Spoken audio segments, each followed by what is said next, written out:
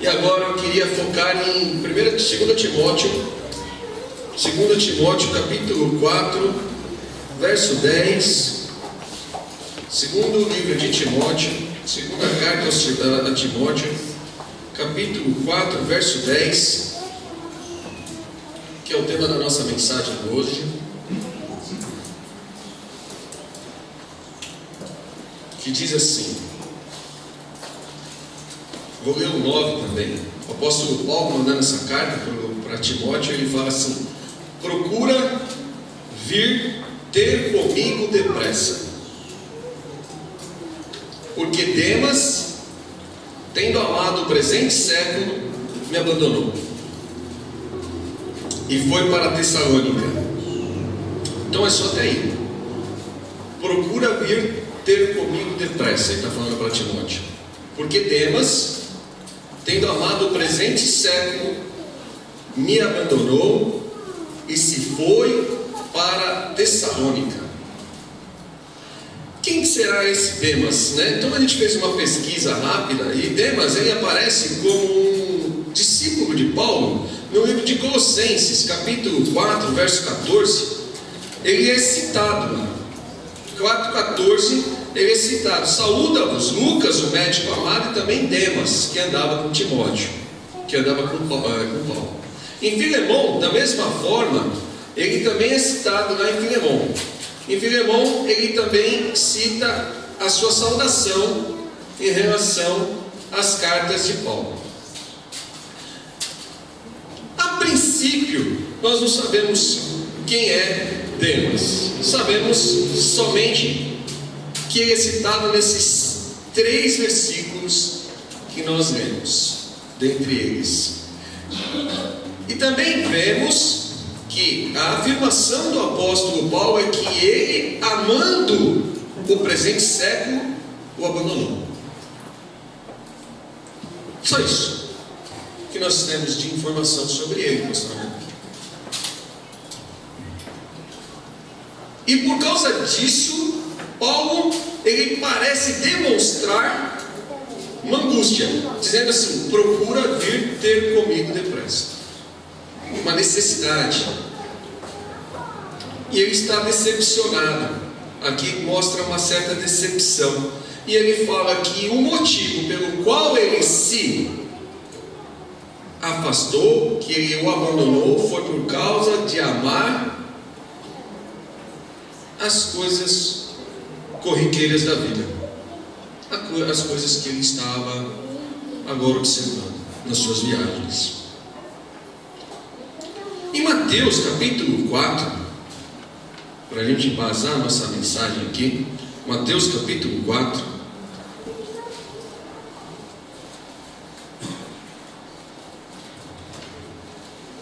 eu vou pedir depois um favor. Mateus capítulo 4, ele fala ali a partir do verso 1 sobre a tentação que Jesus foi submetido depois que ele foi batizado. E vamos ler aqui, fica melhor. A seguir foi Jesus levado pelo Espírito ao deserto para ser tentado pelo diabo, e depois de jejuar 40 dias e 40 noites teve fome.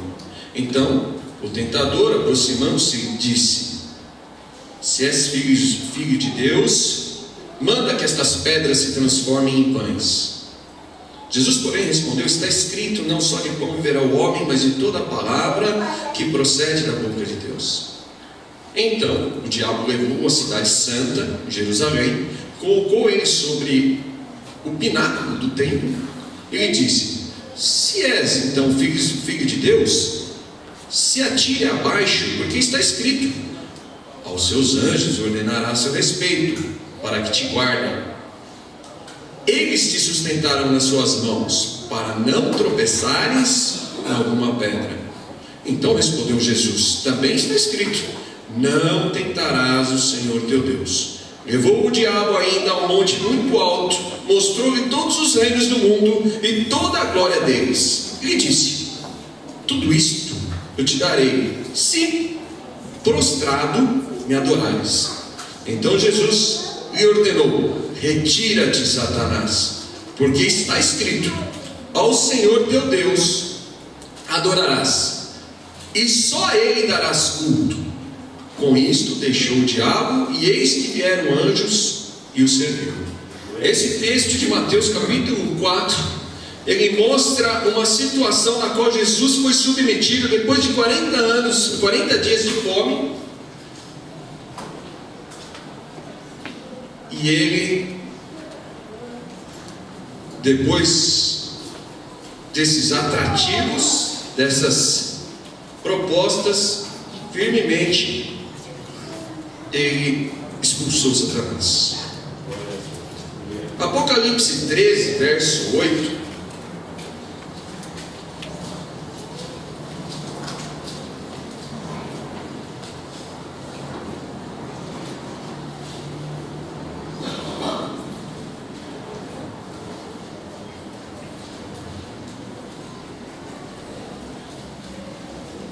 Diz assim: e adorarão, todos os que habitam sobre a terra. Aqui está falando sobre o anticristo, a besta. Todos aqueles cujos nomes não foram escritos no livro da vida do Cordeiro, que foi morto desde a fundação do mundo. Se alguém tem ouvidos, ouça. Se alguém leva para cativeiro vai. Se alguém matar a espada, é necessário que seja morta a espada. Aqui está a perseverança e a fidelidade dos santos. Então aqui fala que todos, e adoraram todos os que habitam sobre a terra, aqueles cujos nomes não foram escritos no livro da vida do Cordeiro. Então aqui nós vemos que todos, não falam aqui alguns, todos que habitam sobre a terra. Quando nós olhamos a palavra de Deus, nós olhamos várias situações onde nós vemos pessoas fazendo trocas, e nós usamos nas nossas pregações, nas nossas mensagens, nos nossos conselhos, nós usamos isso no nosso dia a dia, mas ao mesmo tempo nós estamos hoje fazendo trocas. Todo mundo sabe que Esaú trocou a sua primogenitura por um prato de lentilhas. E isso é descrito no decorrer da Bíblia, que ele trocou a bênção de ser o pai de todas as nações de Israel, de todos aqueles povos, e ter o seu nome escrito como o Deus de Esaú, né? Não seria o Deus de Abraão, Isaac e Jacó, seria o Deus de Abraão, Isaac e Esaú. Ele trocou por um prato de lentilhas. Ele trocou aqui várias coisas por um refrigerante. Esaú sabia o que ele estava trocando? Talvez não, mas ele trocou. Ele sabia o que ele estava trocando? Não, mas ele trocou. Israel trocou o Deus Jeová por um bezerro de ouro. Ou não trocou? Vocês lembram da história? Será que ele não trocou? O povo de Israel escolheu um bezerro de ouro, que eles fizeram ali dando martelada, algo que saiu totalmente desfigurado, e eles chegaram à conclusão que aquele Deus era um Deus que tinha tirado eles do Egito. Sansão trocou todo o legado por causa de uma aventura amorosa, desconfigurando todo o plano que Deus tinha para ele. Pedro trocou o Senhor pelo receio de ser preso. Ele tinha medo de ser preso, então Pedro ele troca e nega a Cristo. O filho pródigo troca o pai amoroso por uma aventura, não é verdade? E nós vemos, Judas trocou a Jesus por 30 moedas de prata, por dinheiro. Israel trocou seu Deus por imagens feitas por mãos humanas. Em Romanos capítulo 1, verso 25, fala também que algumas pessoas vivem trocando a Deus por outras coisas. Quero ler esse texto agora. Romanos 1, 25 fala que por isso Deus entregou tais homens à imundícia pelas concupiscências do seu próprio coração, para desonrarem o seu corpo entre si, pois eles trocaram a verdade de Deus mentira, adorando e servindo a criatura, em lugar de servir o Criador. E Demas trocou a missão junto a Paulo pelas luzes do mundo. Muitas vezes essa troca não é muito evidente, não é muito escancarada.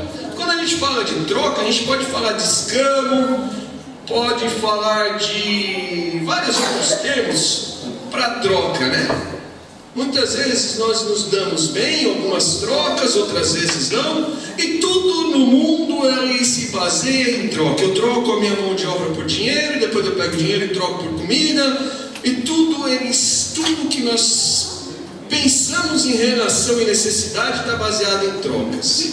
E muitas vezes essas trocas, permutas, vindo para o nosso mundo espiritual, elas têm que ser analisadas à luz da palavra de Deus. E algumas delas são sutis, de aparência inocente e de forma gradativa.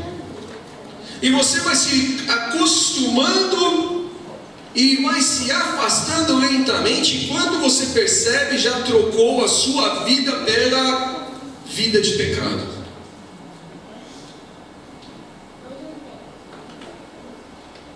Você começa, não tem problema eu beber uma cervejinha no domingo. Não tem. De repente você já está participando de festas onde só tem bebida alcoólica. Mas você só viu aquilo lá, era tão inocente, e você começa a trocar a comunhão com Deus, permitir que o Espírito Santo se esvaia, saia de você, por trocas pequenas, achando que são inocentes, e que não vai tomar o lugar de Deus na sua vida. Eu estava, esses dias atrás, evangelizando umas pessoas, e um deles disse que não consegue ficar sem a sua cambuci no final de semana, sem a pitu, sem a barriquinha do velho barreiro, sem a caipirinha. Você está trocando, meu irmão, uma barata. Fala a verdade, é isso que é a nossa vida, é posicionamento, é tomada de decisão. E nós tomamos as decisões ouvindo a nossa carne muitas vezes, não dando espaço para que as misericórdias do Senhor nos alcancem, até um grande dia. Um dia que você infarta e vai para o hospital, e o médico olha e vai bem para você e fala: a partir de hoje, se você fumar, você morre. Aí você pensa bem e fala assim: nunca mais vou fumar. Se você tivesse a oportunidade, talvez você vai chegar nesse ponto. Mas eu uso isso como ilustração. A palavra de Deus fala que o que adianta o homem ganhar o mundo inteiro e perder a sua alma? O quanto daria o homem pelo preço da sua alma? Ele pergunta isso. Essa pergunta tem que estar na nossa mente. O quanto nós pagaríamos pelo preço da nossa alma? Só que nós a trocamos pela salvação de graça por algo infinitamente insignificante. Infinitamente insignificante. A Bíblia nos dá dois exemplos de sutileza. Uma delas está lá no livro de Gênesis, quando Ló se separa de Abraão e ele olha para a Campina Verde e ele fala: olha, eu vou armar as minhas barracas. E Abraão, ele olha para um deserto e ele segue com seu rebanho para o deserto, e Ló segue com seus rebanhos, seus pastores para as Campinas Verdes. A Bíblia fala que eles foram armando as barracas de pasto em pasto até chegarem a Sodoma e Gomorra. Qual é o ouvindo a história de Ló? Onde eles estão dentro? Onde eles estão quando a história de Ló aparece? A briga entre o tio e o sobrinho? Isso, mas aonde eles estão quando a gente resgata a história? Onde está Ló? Estava com um rebanho, pastor Amélia? Nada. Onde ele estava, pastor Amélia? Nada. Sabe onde ele estava? Dentro de Sodoma. A Bíblia fala que ele já estava dentro. A Bíblia não fala que ele já tinha. Cadê os pastores? Cadê os rebanhos? Cadê as campinas verdes? Tudo ilusão. Sabe onde ele estava? Dentro de Sodoma. Então não me venha com esses absurdos que você vai fazer isso porque Deus vai te abençoar ali. Mentira! Você está indo para Sodoma com vontade. Você olhou as luzes da cidade. Elas te enfeitiçaram, como enfeitiçou Demas. E agora você está arrumando uma desculpa porque você quer ganhar aquela barata de 4 centímetros. E você nem percebeu que aquilo lá não serve para nada. Inútil. Insignificante. Essa é a verdade que nós temos que encarar, Eudá. Se nós não encararmos isso, nós vamos se enganar. Então, em qualquer situação, nós temos que olhar aquilo que realmente vem da parte de Deus para nós. Nós não podemos imaginar, barganhar com a nossa mente, com o nosso coração, colocando pressupostos, dizendo que isso não tem mal nenhum e que Deus está nisso também. Mentira! A Bíblia diz: o que vale o homem entrar com todo o seu corpo, né, no céu ou no inferno? Se alguma parte dele te escandaliza, é melhor que você tire essa parte que te escandaliza e que você entre sem uma mão, sem um braço, sem um olho no céu. Trocas. É lógico que não é isso que Deus está tentando trazer. Apocalipse 2, verso 14, diz assim, olha o que diz aí Apocalipse 2, 14.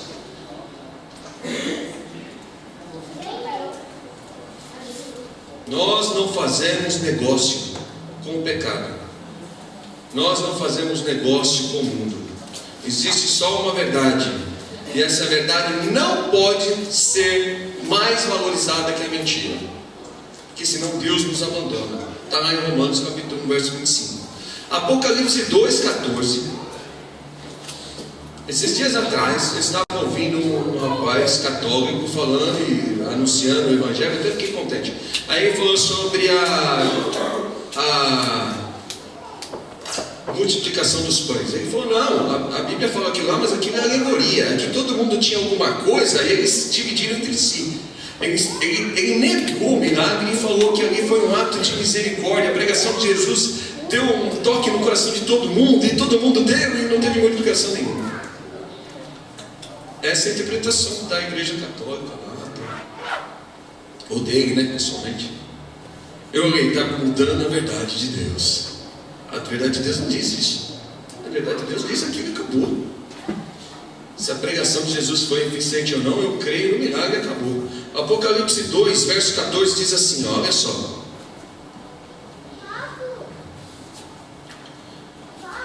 Tenho todavia contra ti algumas coisas, pois que tens aí os que sustentam a doutrina de Balaão. Está falando para a igreja de Pérgamo. Jesus mandou uma carta. O apóstolo João, aqui nos seus últimos dias, pega essa carta e manda para as igrejas. E Jesus está falando assim, olha, tem alguma coisa errada na igreja de Pérgamo. Sabe o que tem ali? Algumas pessoas dentro da igreja que sustentam a doutrina de Balaão, o qual ensinava a Balaque a armar ciladas diante dos filhos de Israel para comerem coisas sacrificadas aos ídolos e praticarem a prostituição. Então, o que está falando? Jesus está falando com a igreja.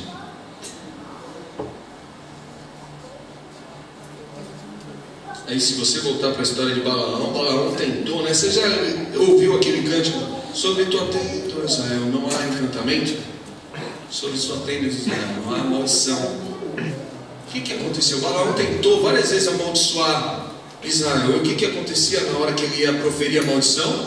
Ele foi encomendado, pago, para subir no monte, matar vários animais, esticar as mãos, levantar as mãos para Deus e amaldiçoar Israel. Balaque, que era o inimigo de Israel, ele contrata peso de ouro, ao ponto que Deus manda a jumenta, falar com ele, falou: não vai amaldiçoar esse povo, que esse povo é meu. E ele, por causa do dinheiro, ele começa a insistir muito para Deus, ele começa a insistir muito com Deus, ele fala de novo, e Deus fala não, e Deus fala não, e ele fala: deixa eu, e deixa a pessoa, então vai. Só que ele manda um anjo para matar ele no caminho.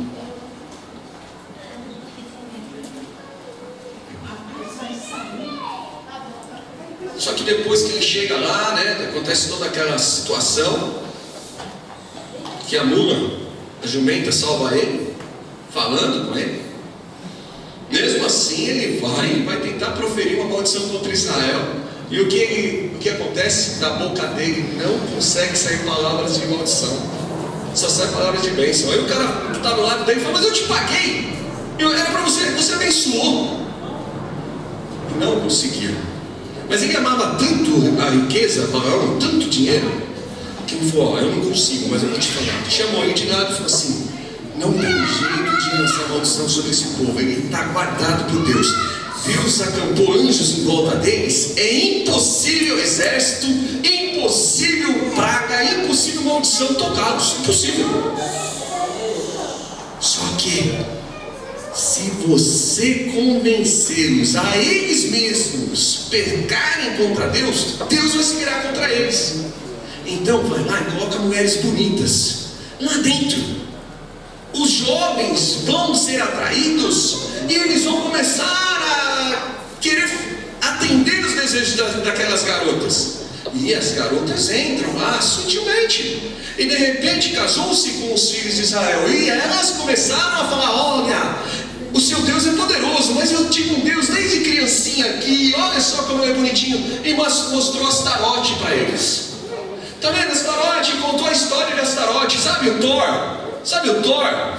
Sabe lá o Superman? Sabe lá o não sei quem? Ele também é gente boa, ele faz o bem. Ele faz o bem, cara. E aí o que ele fez? Então tá bom, vamos cultuar agora o nosso Deus, mas amanhã à tarde eu vou junto com você para cultuar Astarote.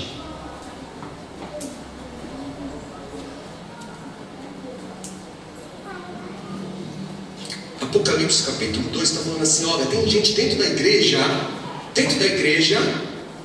ensinando isso. Apocalipse 2 está falando exatamente isso. Tem gente dentro da igreja falando que não tem problema, e vai vir maldição sobre a vida da sua casa, da sua família. Vai vir uma maldição, porque Deus não pode abençoar o errado. Sobre tua terra, Israel, não há encantamento. Nada pode vir sobre você. Mas se você trocar a verdade de Deus, se você ouvir a sutileza de Satanás, se você aceitar no momento da fome trocar aquela pedra por pão, ou se você achar que é alguma coisa que você pode subir no pináculo do templo e se jogar porque algum anjo vai vir te buscar, se você achar que você é melhor do que Adão e Eva, achando que ele resiste a qualquer coisa, a palavra de Deus fala claramente sobre isso. Cuidado, você que pensa estar de pé, para que não caia.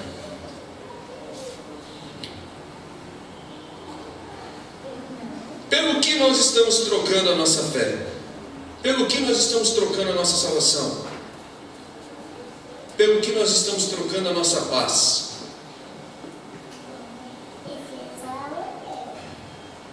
Tem um desenho interessante.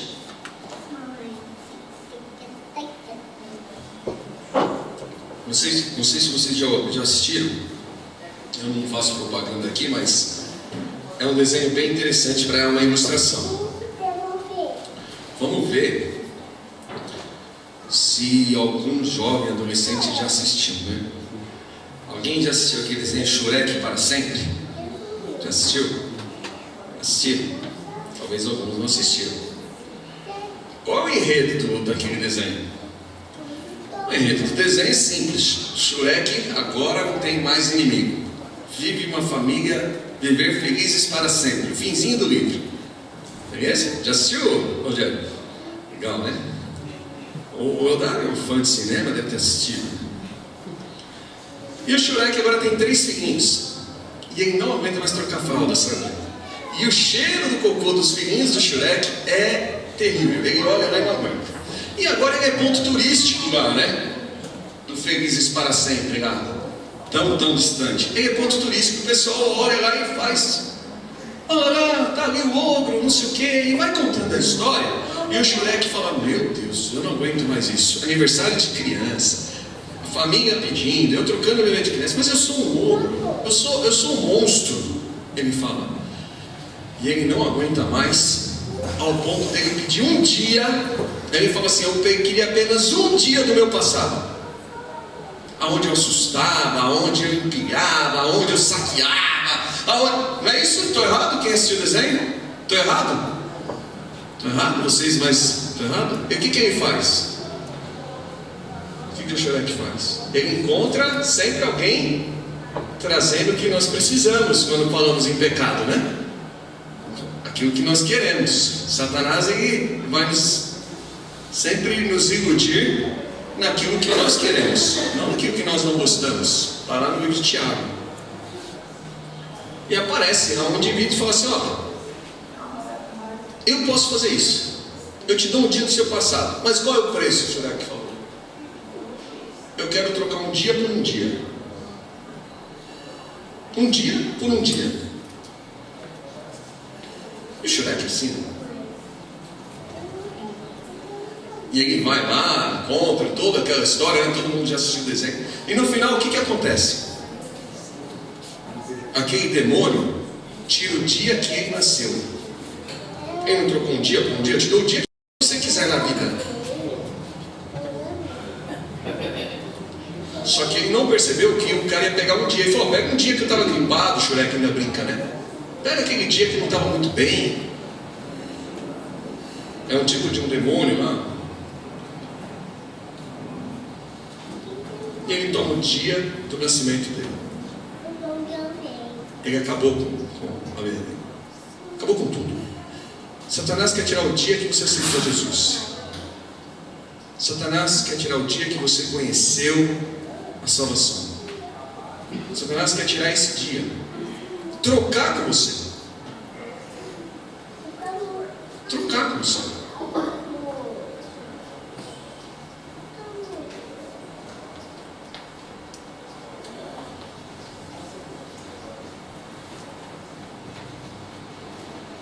Eu entrevistei uma pessoa ontem. Foi ontem. E essa pessoa perdeu a família 12 anos atrás. 2 filhos. E eu falei assim, e aí? Pelo que você trocou isso aí? Ele falou, por uma aventura de um dia. E aí você está arrependido? Ele falou, cara, se eu 12 anos querendo voltar naquele dia.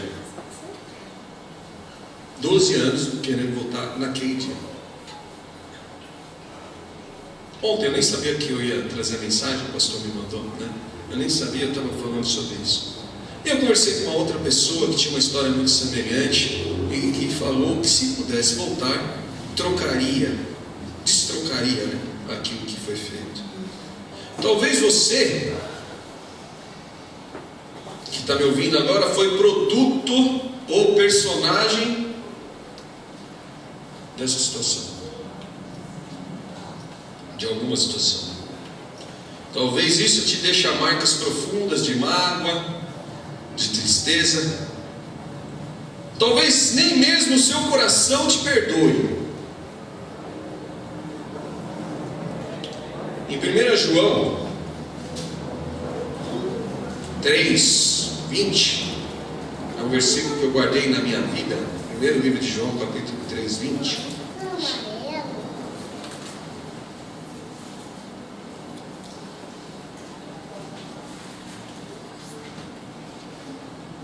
Então assim, Pois se o nosso coração nos acusar, por causa dessas trocas que fizemos no passado,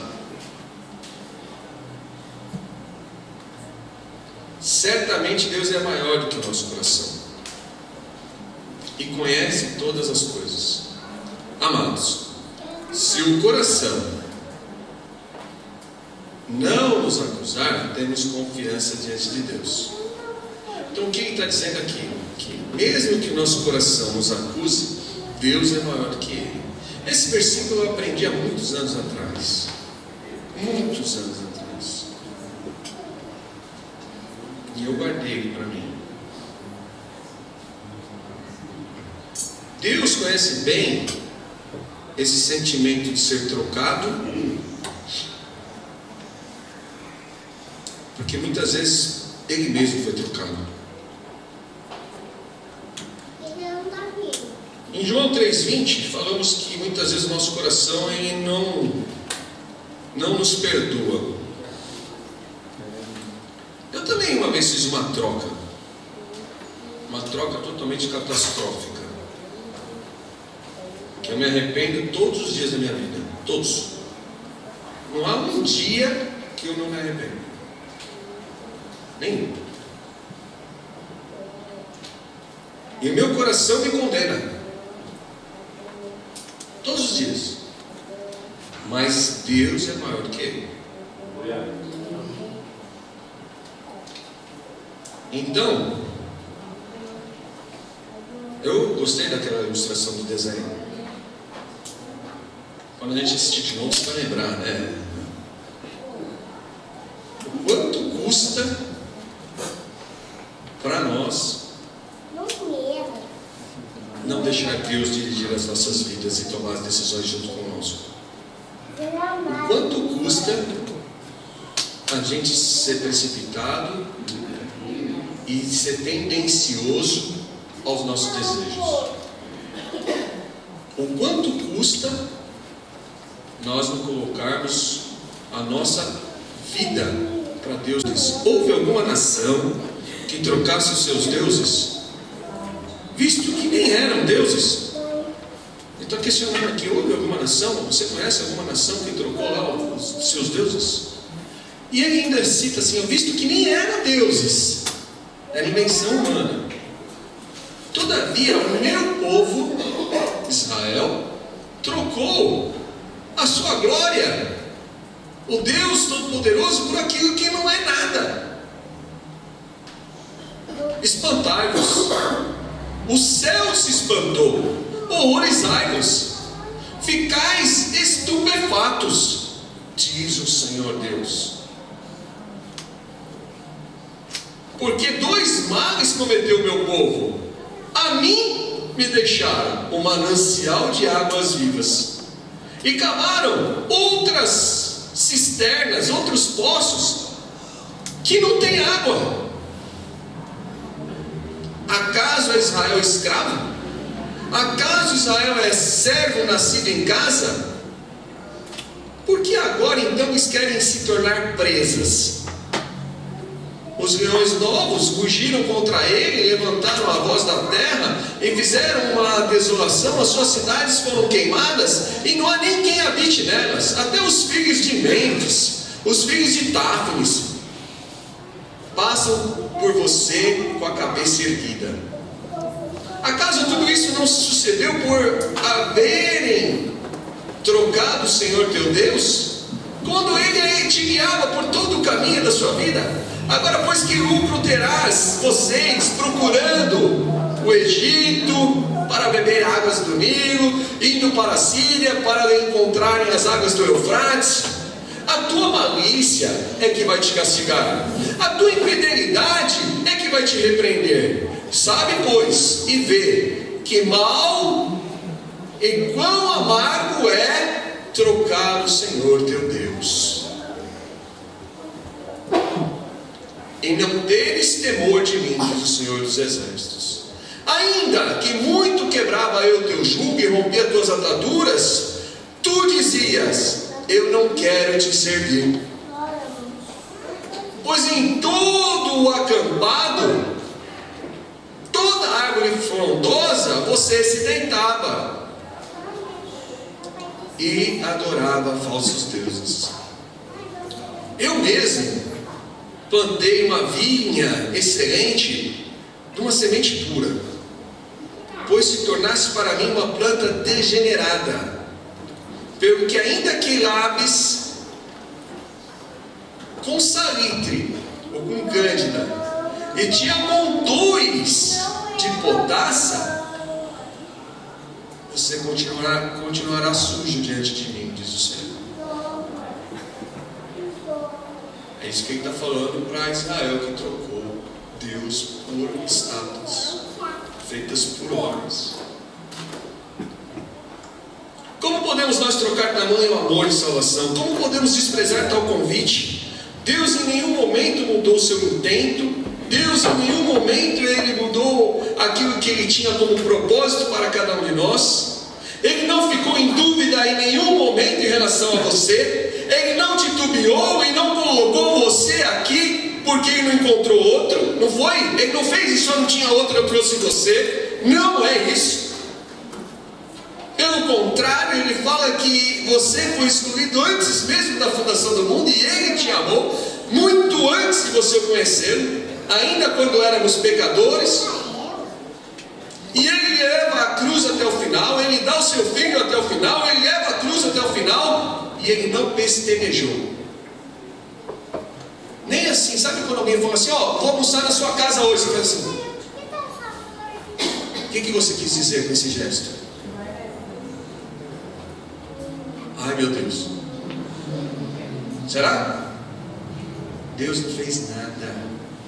Ó, eu vou ser seu filho, Senhor. Deus fez assim. Não, Ele não fez isso não.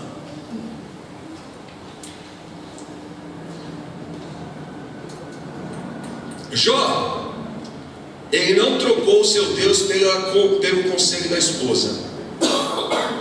Daniel não trocou a cova dos leões pela oração. Daniel trocou? Para de orar. Daniel não trocou a oração, mesmo sabendo que ia para a cova dos leões. Ele não troca a oração. Sadraque, Mesaque e Abednego não trocou um simples gesto de adoração à estátua de Nabucodonosor por uma fornalha. Não, eles aceitaram a fornalha. Estevão não trocou o martírio pelo testemunho. Paulo, Tiago, Pedro não trocaram a vida do Evangelho por nenhuma das coisas que lhes foram ofertadas. Moisés não trocou tudo o que ele poderia ter no Egito como príncipe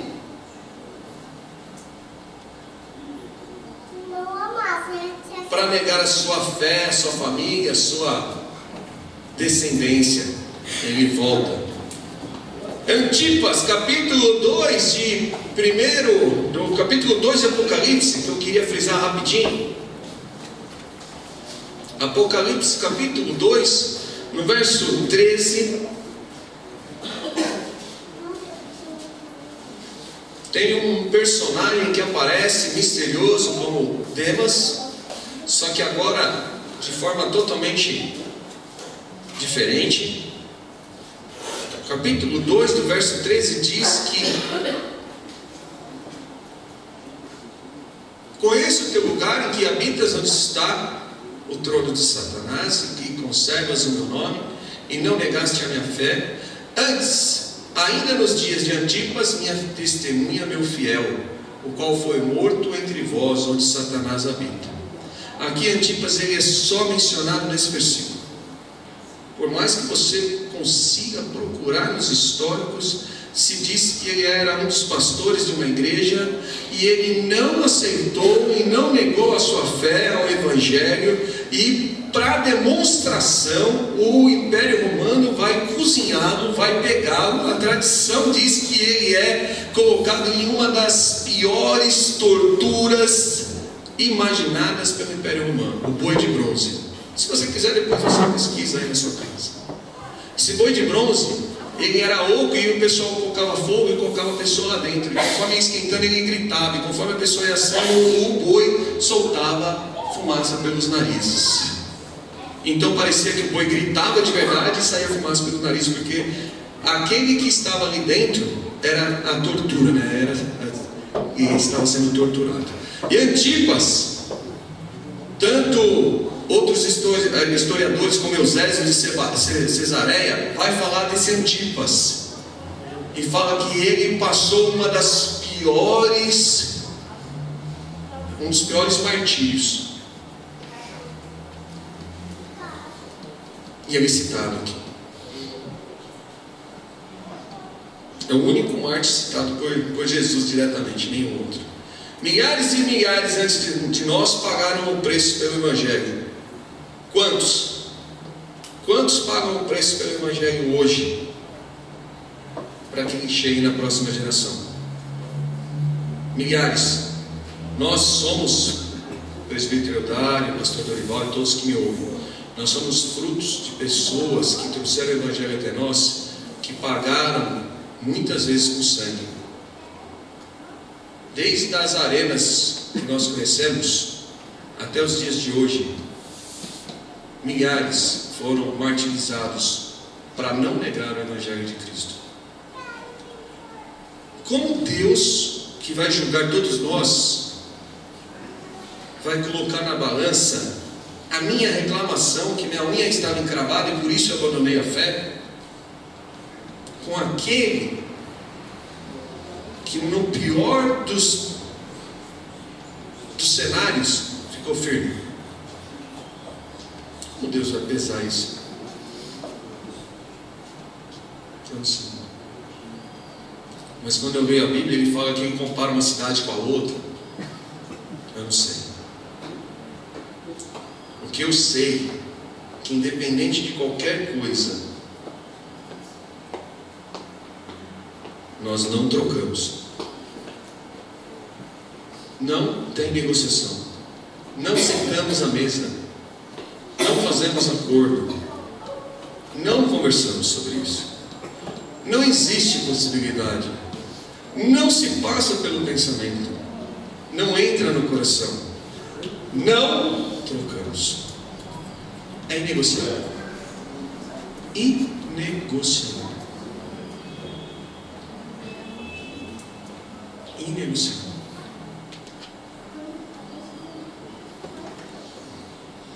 Eu queria encerrar aqui fazendo um apelo para você. Se você tem pensado em trocar, veja bem o que você vai ter. Se você está pensando em trocar aquilo que Deus fez, pastor Dorival citou aqui, pastor Amélio citou aqui, por qualquer coisa, mesmo que seja a mais cara, lembre-se, Demas abandonou pelo presente século. Talvez seu emprego vai tirar você de Cristo. Talvez a sua esposa, talvez a sua família, talvez os jogos, talvez aquele dia que você quer voltar porque tem saudade daquilo que você fazia de errado. Alguma coisa vai ser oferecida para nós. O que Jesus fez? 3 vezes Satanás ofereceu alguma coisa para Jesus. O que ele falou? Arreda-te de mim, Satanás. Arreda-te de mim, Satanás. Arreda-te de mim, Satanás. Arreda-te de mim, Satanás. É isso que nós vamos fazer. Pode vir por onde for a proposta. Meios digitais, meios analógicos, propina, dinheiro. Pode ser o que for. Sucesso, status, poder, diferenças de ganho, barganhas, pode ser o que for.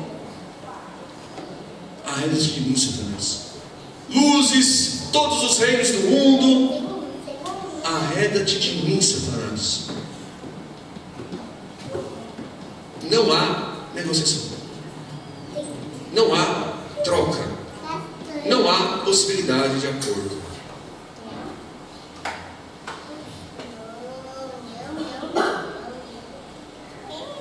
E se você está pensando em trocar, então vai agora uma advertência para você que está em Hebreus capítulo 10. Só que antes de eu falar ela, nós vamos orar. Eu queria que, se você quisesse agora orar comigo, você fique de pé. Quem não quiser, não tem problema, fique sentado. Mas se você quiser orar comigo a respeito disso, se você está sendo sua mente, seu coração está passando por alguma dúvida, fica de pé. Se você tem dúvida, uma pequenininha assim, ó, se você sentiu aquele desejo, eu acho que eu não vou fazer mais isso, fica de pé agora que Deus vai tratar você. Se você não ficar de pé, eu entendo que você está muito firme no Evangelho e você não precisa dessa oração. Então você não fique de pé. Mas se você ficar de pé, nós vamos orar agora. Se você não quiser se expor, depois você vem falar comigo em particular, tá bom? Eu vou orar, só que antes nós vamos ler Hebreus 10, 29 e 31. Não há troca. 10, 29. Está assim, ó.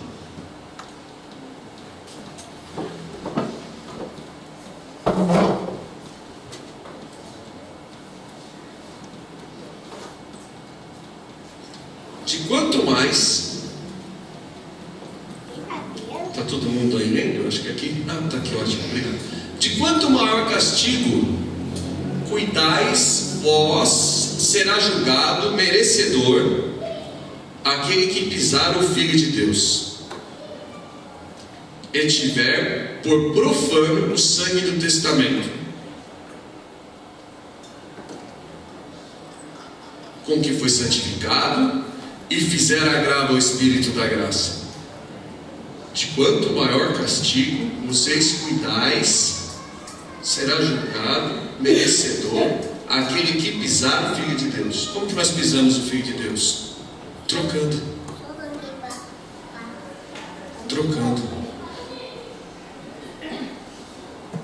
É a Bíblia que está escrita. Está escrita há mais de 2000 anos, tá? 2000 anos, né, pastor Daniel?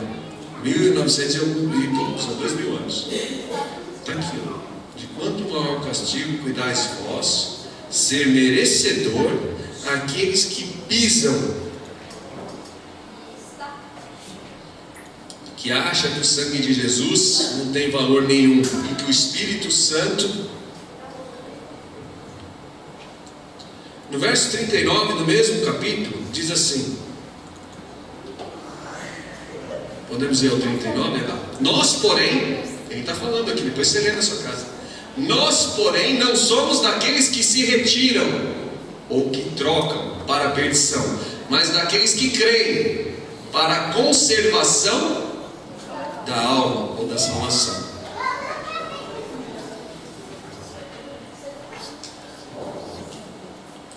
Eu estava buscando no Senhor uma palavra e eu não tive nenhuma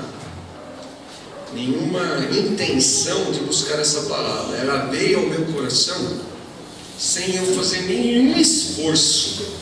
Eu não parei, não meditei, não procurei, e Deus colocou no meu coração essa mensagem dizendo assim: tem gente querendo trocar. Então eu sei que tem gente aqui nessa igreja querendo trocar, porque eu não me esforcei, Roberto. Eu não fui lá procurar. Deus colocou no meu coração, pastor Américo. Tem gente lá querendo trocar. Você talvez não levantou, mas eu sei que tem gente aqui querendo trocar. Porque Deus falou comigo de tal maneira que Ele falou: fale isso. Então a mensagem da minha parte foi dada: não troque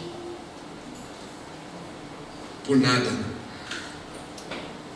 Espero que essas ilustrações, Gustavo, sirva para você, para o Gabriel, que são responsabilidades minhas diretamente. A Bíblia fala que os pastores vão dar conta, né? Mas os pais vão dar conta dos filhos, viu, Dá? Então cuide lá dos seus filhos e dos seus netos. Pastor Amélia e todos nós aqui que somos pais.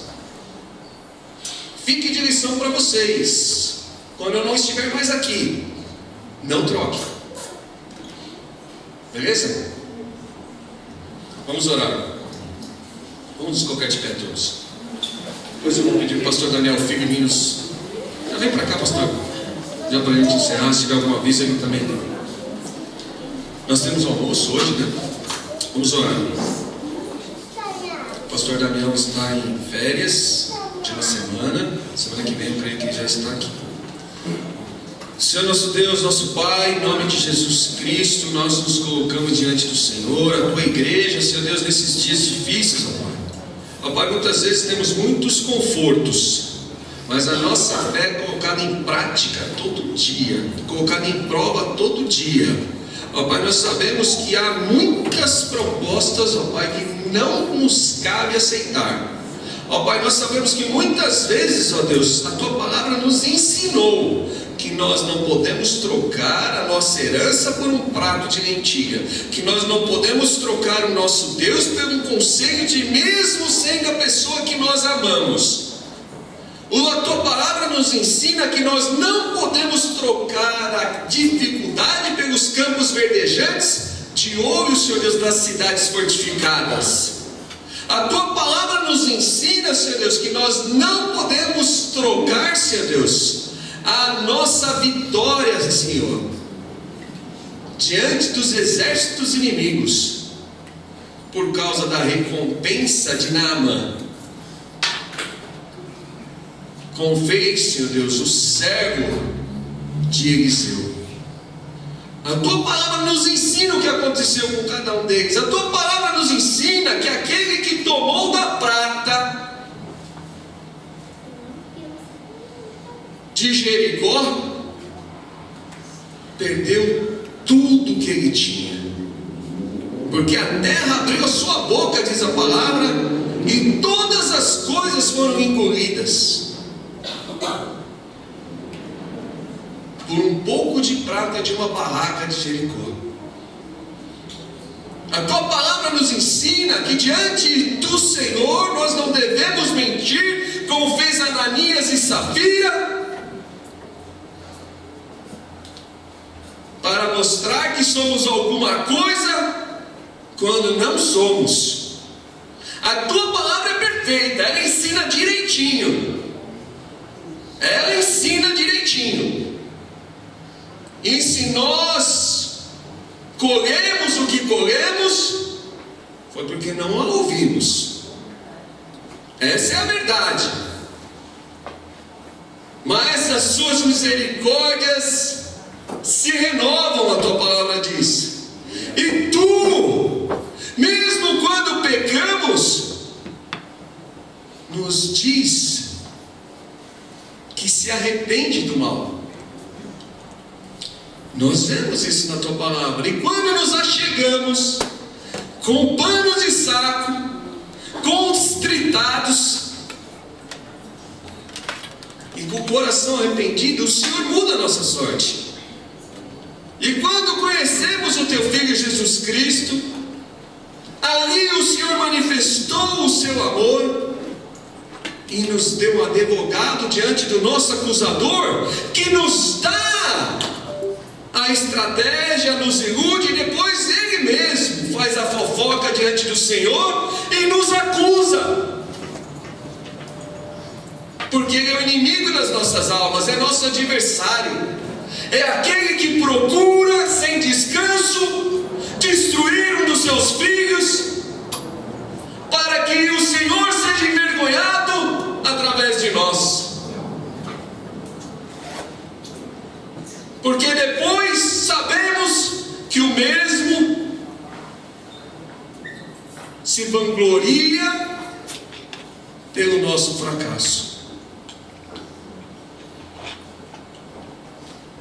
Então, Senhor, olha para cada um de nós na nossa fraqueza. Nos ajuda, Senhor, a entender essas coisas, e que possamos estar atentos, não com os nossos ouvidos tampados e com os nossos olhos fechados, para ver o que nós estamos fazendo e trocando.